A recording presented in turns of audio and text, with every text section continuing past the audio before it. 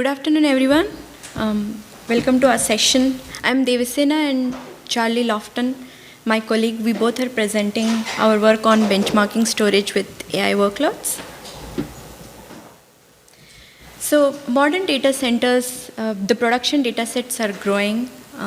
We would like to showcase one of the Samsung's data center storage product, which research involving the impact of storage on AI/ML pipelines is still limited.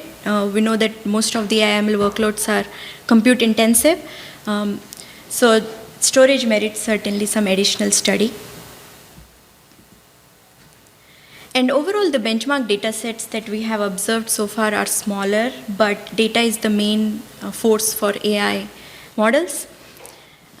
And real-world production workloads also require a lot of data for training as well as for inferencing workloads.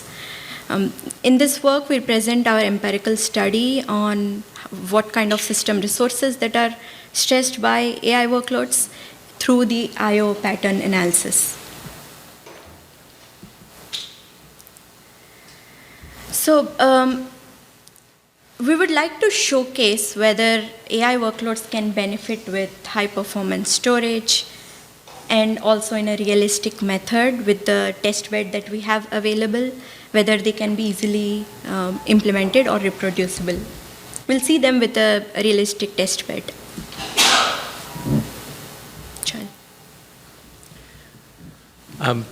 One of the things we wanted to do while we were testing our storage with AI workloads was to get a better understanding of what kinds of I/O profiles we were going to see. So as you all know, the more you know about the I/O profile, the better job you can do of planning your storage system design and configuration. So we were interested in some of the basics, some of the things you can get just through IOstat or something like that, I/O rates, throughput rates, percentage of reads versus writes. Other things that are nice to know are a little bit more difficult to come by. And one way of getting more detail is to use block trace for things like for really good detail about the randomness of the workload, the locality of reference, and the I/O size distribution. One of the nice things about block trace is it gives you a very detailed report of well, you get a detailed timestamp, you get starting address and ending address for every I/O. So you can determine the randomness from the sector offsets. And of course, you can look at the locality of reference because you have all the information about the most frequently accessed address ranges, if any. And of course, you know, you get the I/O sizes as well. And you get a lot of, complete detail really on the I/O sizes, not just averages. So there are a lot of random accesses involved in an AI training process, and that certainly puts some non-trivial stress on the storage. Typically, in an AI training process, the data is read by the GPU. Data is read first in the very first epoch, which we will see through the system resource utilization as well as the I/O patterns, and that data is read in mini batches, processed. In case of images, they are transformed, resized, and then eventually during the back propagation, all the weights are updated. So the main idea is to keep all the GPUs in the cluster or the test bed busy in order to observe whether it stresses the storage or not.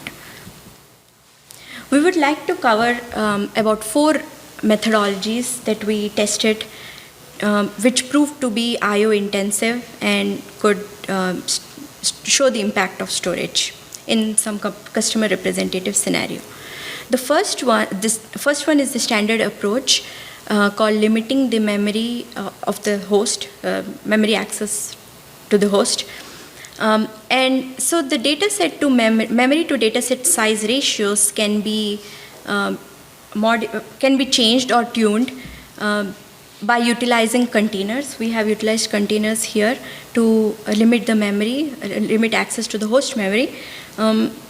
Since we have used MLPerf ImageNet dataset and the ResNet 50 model, which is a TensorFlow implementation, the minimum amount of memory that we required was 64. So we started with that memory range and tested with two of them, one with unlimited memory, 1:5, and 2.5:1 ratios. The second approach, since the training workloads, in a production scenario, training workloads are not the only workloads that are running. We mimic the realistic workload by introducing the data ingestion along with the training and training multiple models together. The third approach, so since the main idea is to find the optimal set of hyperparameters as part of AI training, we can utilize that to train multiple parallel models together with the same test bed that would access the same storage where the dataset resides. The final approach is inferencing, which is likely to be more I/O bound as opposed to training process. Training has typically the computations that we know, the basic one, forward, backward, and weight updates. But inferencing is less CPU bound, which could possibly indicate that it is more I/O bound as compared to training. We set up a realistic test bed using Kafka and evaluated the storage. So this is the video streaming pipeline that we set up with the Kafka cluster. We pass concurrent video streams as part of data ingestion and extract the frames, publish them to the topic on the same storage, and then perform the inference for the image classification we publish to the same topic and then read from those topics based on the Kafka cluster that we set up. So that generates a lot of intermediate data through different stages of this pipeline that would essentially stress the storage more. This is our test system. We have a single node with one PM9A3, 9alpha3. For the training, we used ResNet 50. And for inference, we set up a small compute and the storage cluster, utilized Kafka to set up. And these are the specifications of our test bed. And as for the data sets, the standard image classification, ImageNet database, we have utilized. And for inference, we picked some high frames per second and high resolution video streams that would generate more frames as part of the intermediate data and put more stress, generate more I/O. And for the validation, we use the same ImageNet validation dataset. So looking at some of the results, we'll first see system resources that are typically utilized and then move on to the I/O patterns for each of these approaches. We see that when limiting the memory, with the unlimited memory, we know that in the very first epoch, all the data set is loaded into memory and there is no further access to the data from the storage, and there is no activity that we would see from these disk profiles. Whereas in limiting memory case, now you are essentially mimicking the larger data sets in a production scenario, and you would see more reads from the storage throughout all the training epochs. And so the number of epochs that we have used is 41, which is the MLPerf implementation. And the disk throughput, we could see that it improved substantially when limiting the access to memory. And training time did not change much with the limiting memory scenario. CPU utilization, we do not see much of a difference in both cases, baseline versus limited memory. And GPU utilization, we see around 72% average. All of them uniform utilization, both compute utilization, but memory utilization was around only 40%. We see about a similar performance for both CPU and GPU.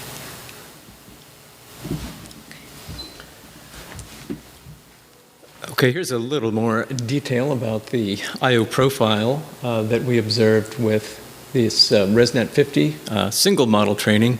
This one is specifically for training one model, and we did try also training models in parallel. But for this single model, lots of details in the table, but basically the profile was 100% read, 84% random, and we had I/O sizes ranging from 4K to 256K. Next one. Okay, so and then a little bit more detail on this one. The locality of reference was really quite high, especially with a single model.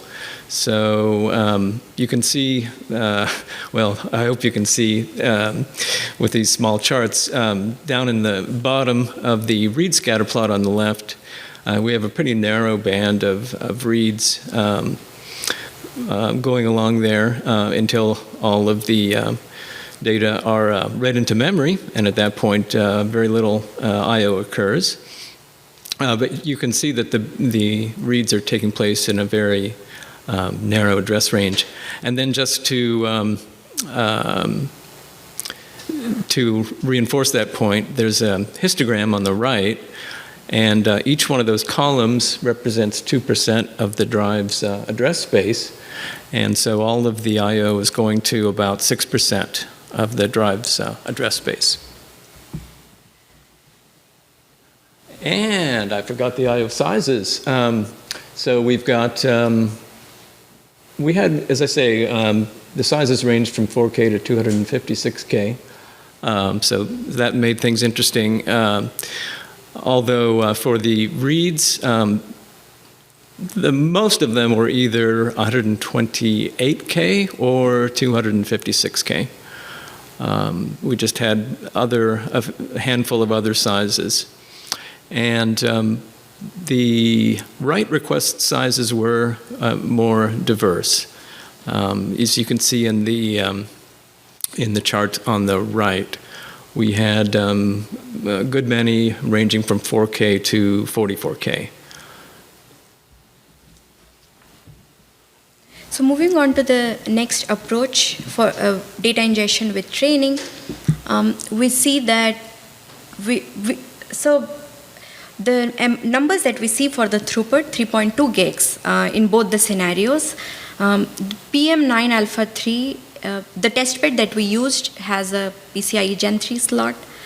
So the speeds that we get are for the Gen 3, that's 3.2. So we could see that the storage is stressed enough.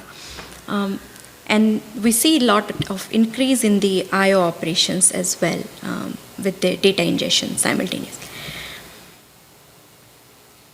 And training time, we do not see much of a difference. For the system resources, there is no difference we see as according to the previous approach as well. CPU and CPU utilization is, we could see some increase as opposed to the baseline. We have utilized FIO to generate data ingestion streams with 128K block size, sequential I/O writes. And we also see that the GPU utilization is just pretty much about the same. Only increase we see is in the I/O wait time, CPU I/O wait time, due to the parallel data ingestion.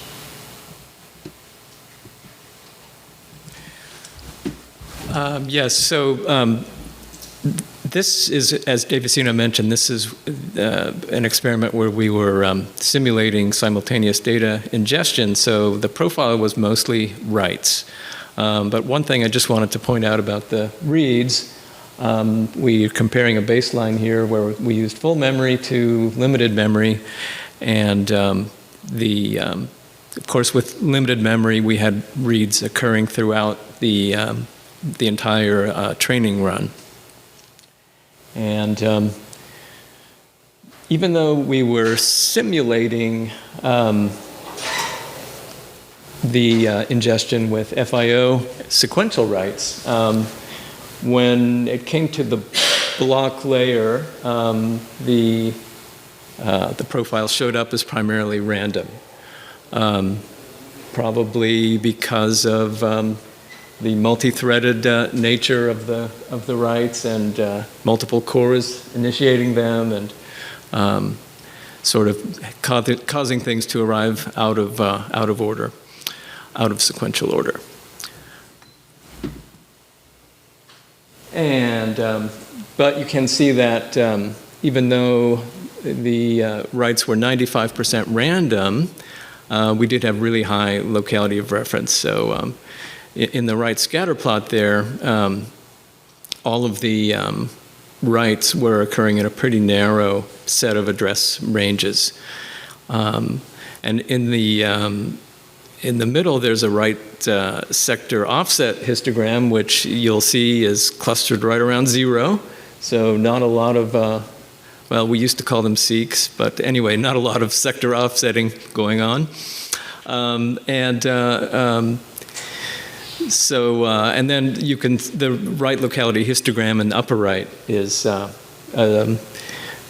little, gives you a little bit of a different perspective. So really not much, very low sector offsets, but you can see we are kind of moving into a different address range as we go from left to right on that right scatter plot.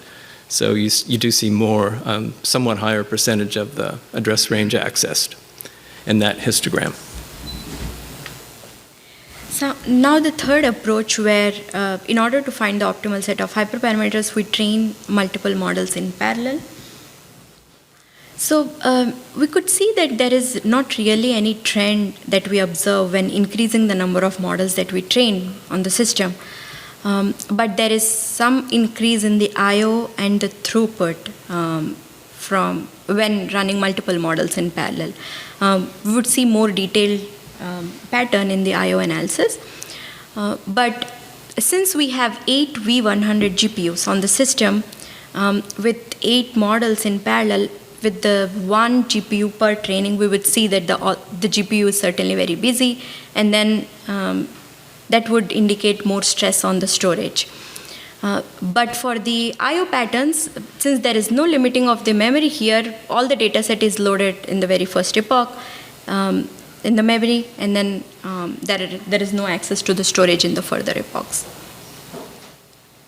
And the training time certainly varies quite a lot because of the set of hyperparameters that are very different for the models that we are training in parallel. That included batch size variations, learning rate, and the other hyperparameters involved in the training. But the maximum batch size that we could support was 1024 with the GPUs that we have. With multiple models, we did see CPU utilization increase almost linearly, and GPU utilization, we did see that in order to keep it busy, we have to have as many computations as possible with the single GPU, and we did see increase in the compute and memory utilization when increasing the number of models.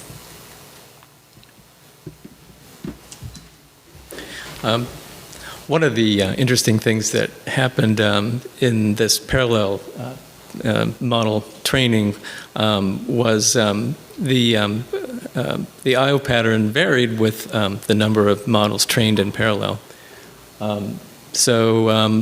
We were looking at things like the mean read request size and the median read request size and the degree of randomness and locality of reference, and they in the chart at the right, you see that things like the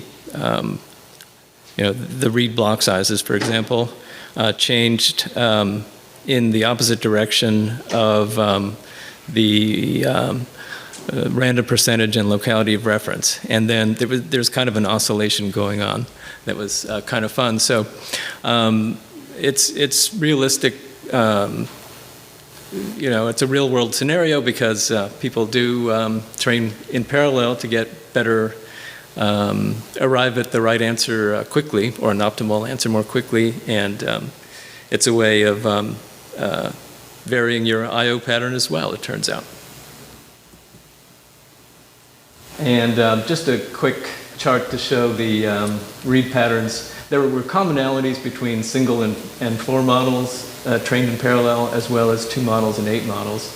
And the main thing you can see is the I/O was more dispersed with 2 and 8 models.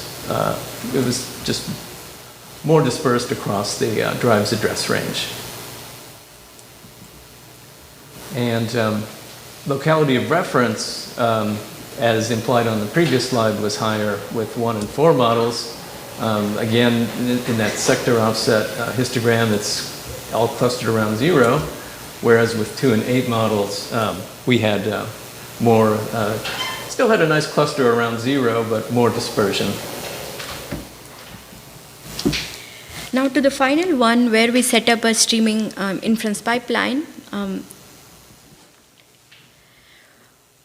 So when fine-tuning the setup, the testbed setup with the inference pipeline, we observed that it could accommodate about 300 video streams with the higher resolution one, and 3 replication factor because we had 3 nodes in the cluster, and up to 3 to 6 partitions in the pipeline setup. We observed similar performance, so we just stuck to the 6 partitions. And even with just one topic, publishing to the same topic and reading from that topic for classification of the extracted frames, image classification from the extracted frames. So we did see a lot of increase in the I/O with the 300 streams, and about 27K, which is what we observed with data ingestion and training as well. And the disk I/O and throughput also increase with greater parallelism. So essentially the partitions will have multiple streams being the frames extracted from the multiple streams in parallel, which generated a lot of intermediate data and put stress on the storage. With the system resources, as expected, we would see that the more the streams and the frames extraction in the partition, we could see more CPU utilization and GPU utilization. We did not really test the GPU utilization per se, but we did test for some of the topics and frames. We could only see about 80% GPU utilization in the prediction case. But essentially it was all CPU bound mostly.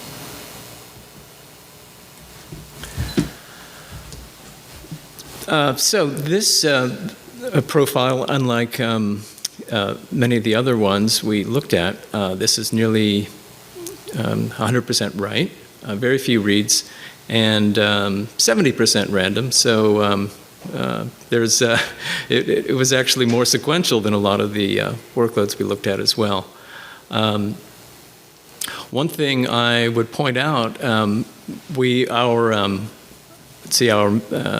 median write size with 30 streams was 4K, so quite small. And with 100 streams, it was 8K, again, pretty small. But the maximum size, this minimum size was 4K. We never saw anything less than 4K. And the maximum was up at 768K. But the standard deviation here, especially for the 100 streams, was quite high, 140. So there's a lot of variation in the I/O sizes here. And locality of reference was still pretty high, not that much variation. And we had a really nice spread of I/O sizes here on these writes. About 70% of them were from 4K to 28K, but that left 32K distributed so widely, 32K out to 764K, was distributed so widely that they wouldn't, if we gave each group its own column, they would go over here somewhere. So we couldn't do that, but there was a nice variety of larger I/O sizes also. So a good challenging workload if you're trying to optimize performance, random write performance. Some implications. The majority of the workloads we studied were mostly random, or at least had a big random component, and they had relatively high locality of reference. So these are the kind of workloads that would be suitable for optimizations like read caching and write coalesce. And some of the workloads, as we were just discussing, like this inference streaming one, really exhibited a very diverse write I/O size distribution. So a good realistic test workload for environments that are going to have that kind of I/O pattern from video streaming. So in order to conclude, overall 4 approaches. In order to mimic the production data sets, we can play with the ratio, memory and the data set ratios, and with the systems that we have in a realistic approach, we could limit the main memory access. With the training parallel models, which is the base for hyperparameter search, we could see that there are diverse I/O profiles, which provide a lot of avenues, as Charlie mentioned, for studying storage and benchmarking storage. Overall, the simultaneous data ingestion and training and inference were particularly effective in generating a lot of intermediate data and put stress on storage and present challenging I/O profiles, as a real-world workload would do.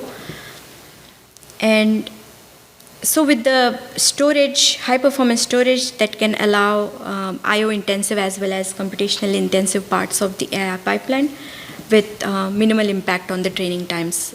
We have observed that the training times didn't differ much with all these approaches. Thank you. Yeah.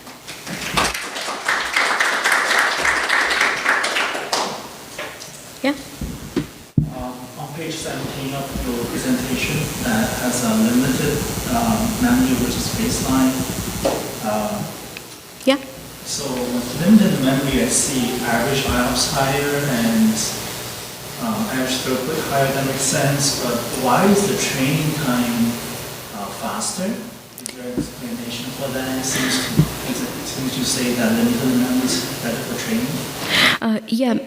So the question is, why is the training time a little bit lower with the limiting memory as compared to the baseline? So when we were doing this test, we did not use the same random seed for the training. That was some error that we observed. Usually when we run it multiple times, we see the same amount of training time. So limiting memory does not affect the training time. So all right. So you're saying that I/O doesn't affect training time?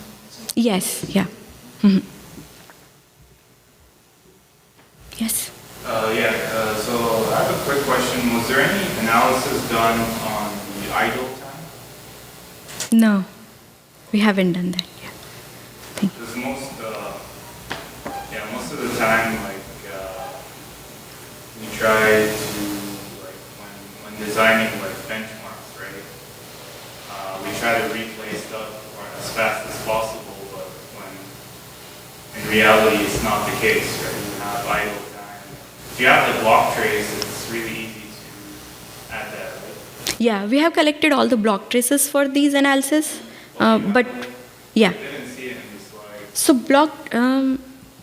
the I/O analysis is all on the block traces. Yeah, but he's asking about, you're asking about CPU idle time or GPU idle time? Or? No, storage idle time. Oh, okay. So if you look at the timestamps of the queue events, you can actually determine how much idle time there is between queue events. Right? Yeah, we didn't. I think we had a couple of experiments where we got close to the the drive's maximum, well, actually the bus's maximum throughput capability, right? Yeah.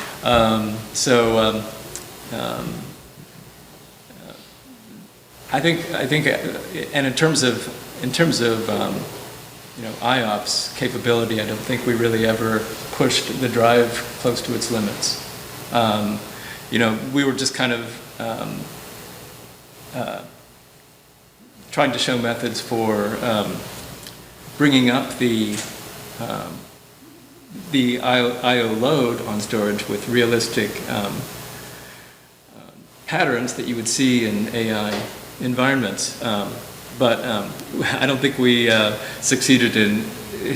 It is difficult without having a lot of GPUs to get to the point where you're where you max out a fast SSD. In the previous presentation, the BPF trace is like 15 GPUs.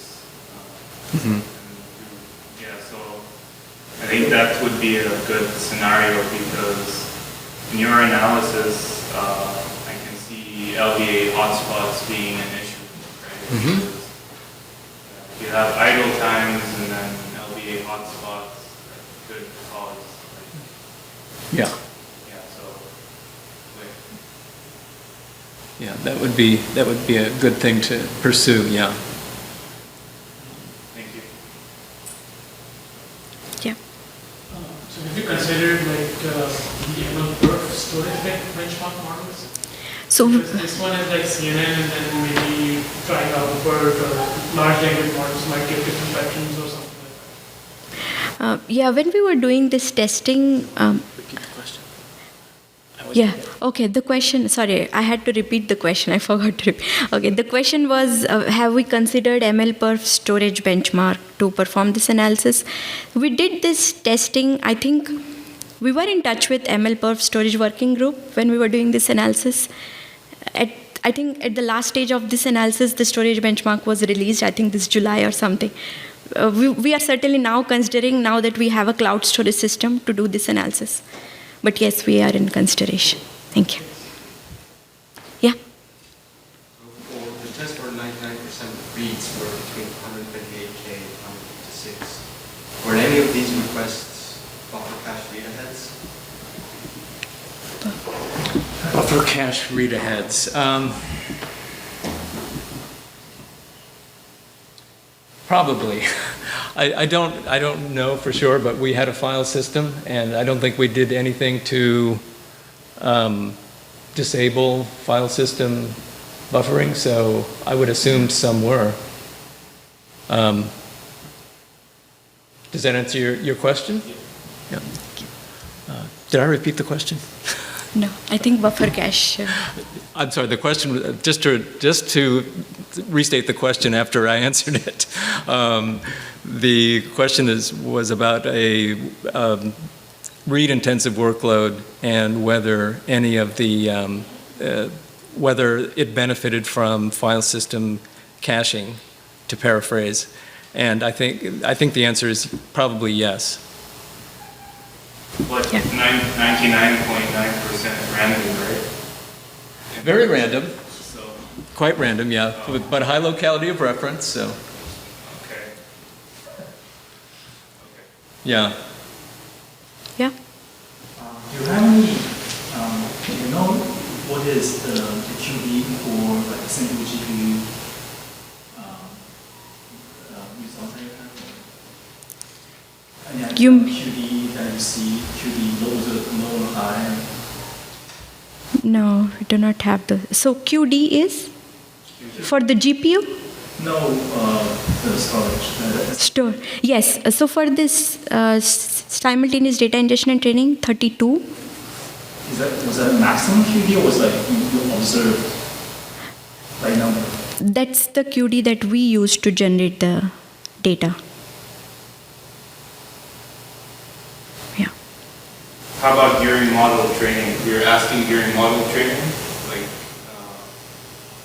what is the observed Q depth that was in the log trace? we haven't done the queue depth in this analysis. Oh, okay, got it. Yeah. So, yeah, in the timestamp, how many IOs were queued at a single point in time? I think we have that information, but we didn't focus on that. I'm mostly interested in characterizing the workloads in terms of random sequential IO sizes and locality of reference. It'd be interesting to do that. Although I think we hadn't gotten to the point where we were really pushing the queue depth, would be my guess. Yeah, usually in real life, like, it will vary, right?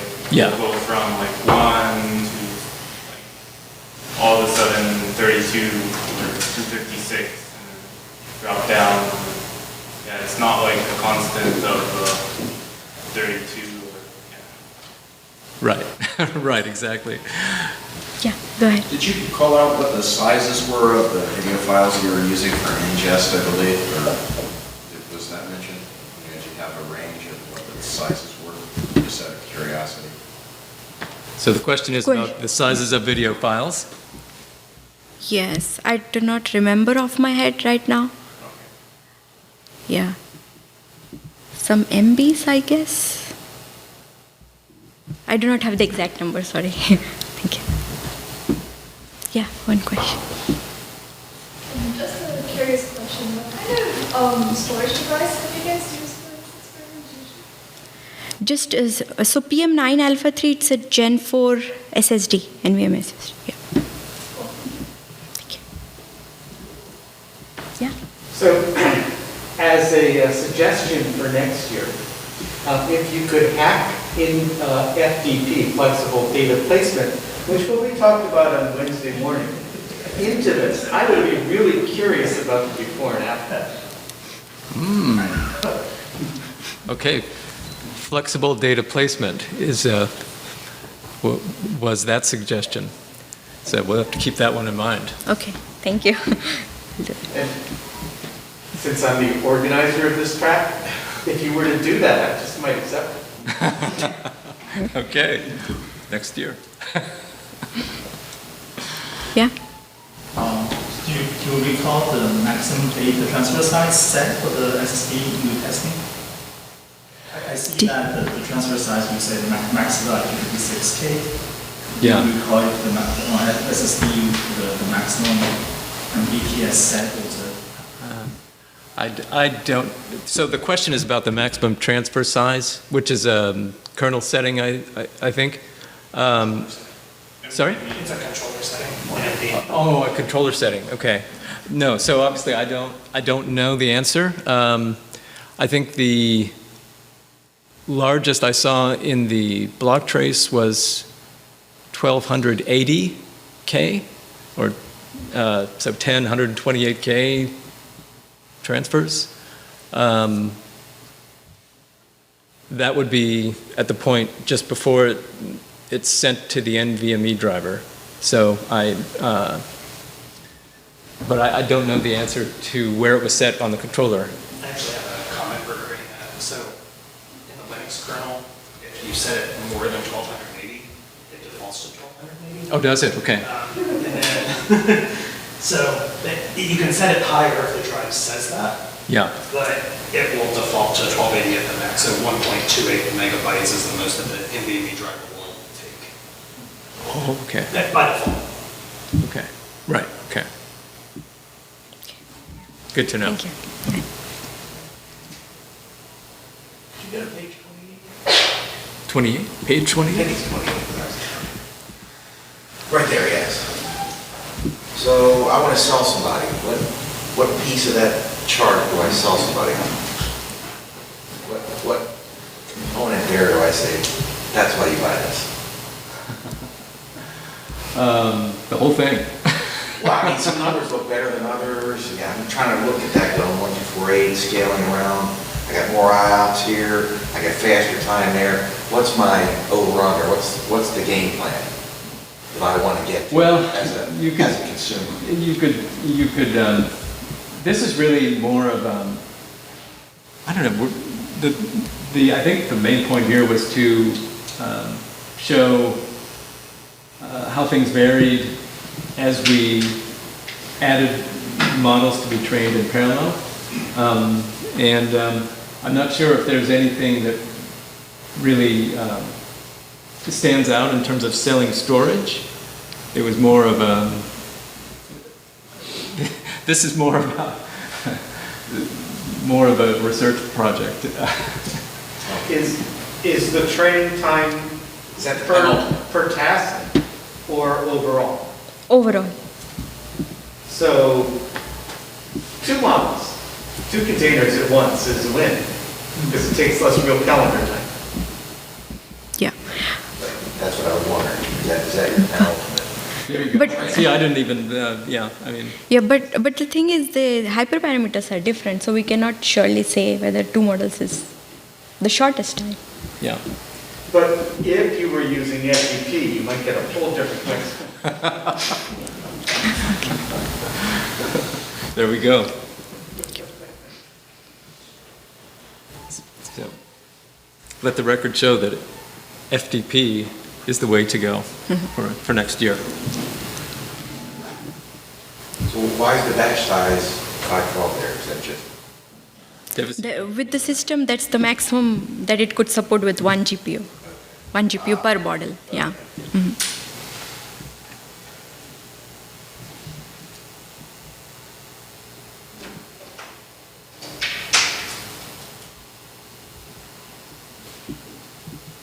Any more questions?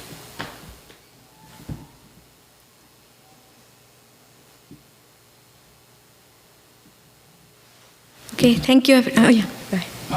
This part of characteristic depends on the file system or the other configuration, or it's really general character, the result. Can you repeat the question? So this result is depends on the other configuration or such kind of file system or OS operating system or some kind of, or it's independent of the so general situation. So the question is, what are the, on what factors does the I/O pattern, what factors influence the I/O pattern? Yeah. And I think that's a good way to summarize the question. As you might guess, there are multiple factors, and certainly the file system is important. We didn't talk about it here, but we did notice that if we let the file system age, our I/O pattern would change, and something that might have been quite sequential at first could turn out to be random after the file system had a chance to get beaten up a bit.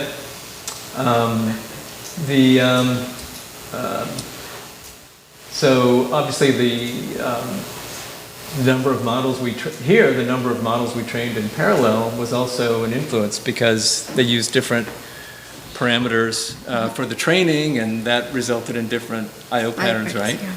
Yeah.